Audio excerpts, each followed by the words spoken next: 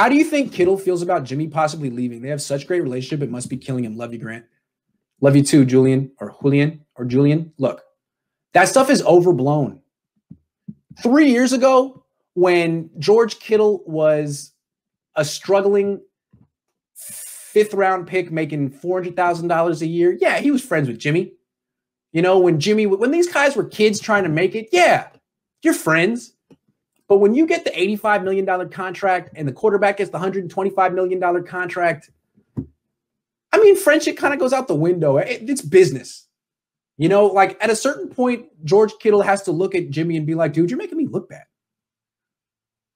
I cost the 49ers way too much money for you to be making me look bad. I need to put up 100 yards a game for them to justify paying a tight end wide receiver money. And I'm only here catching 3 balls a game, 3 balls, 40 yards, no touchdowns, because you can't get the ball down the field. So I love you.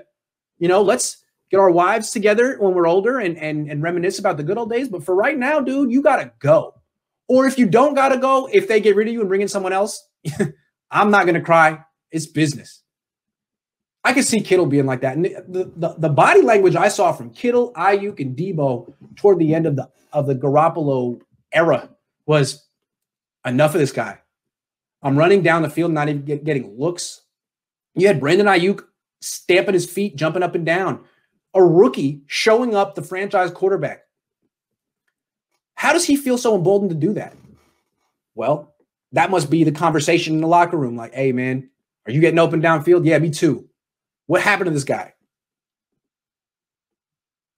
So I don't think it's a business now. These guys, it's a different team than it was a few years ago. A few years ago, it was a bunch of rookies trying to make it in the NFL and having a great time and losing a lot, but feeling like, you know what?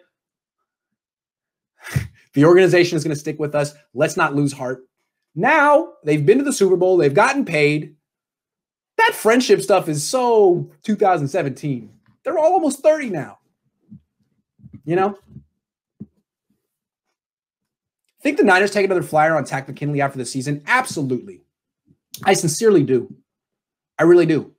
I think what happened is the 49ers brought him in, told him they like him. They gauged his interest in him, and I think he really was excited to be here. He's from Richmond. He grew up, he went to UCLA. He's a West Coast guy. I think he'd like to be here, but I think what's going on is his groin injury is so severe that he probably can't play again this year. And that's why teams keep cutting him.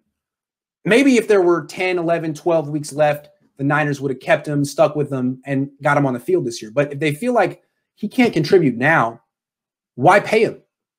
I mean, the Niners are a cheap organization anyway. Jed York doesn't sign off on stuff like that anyway. You really got to make a case. So it's like, Jed, do you got $2 million for this player who isn't going to play this year and B is going to be a free agent at the end of the year? He'd be like, no, I'm not giving this guy a $2 million. No.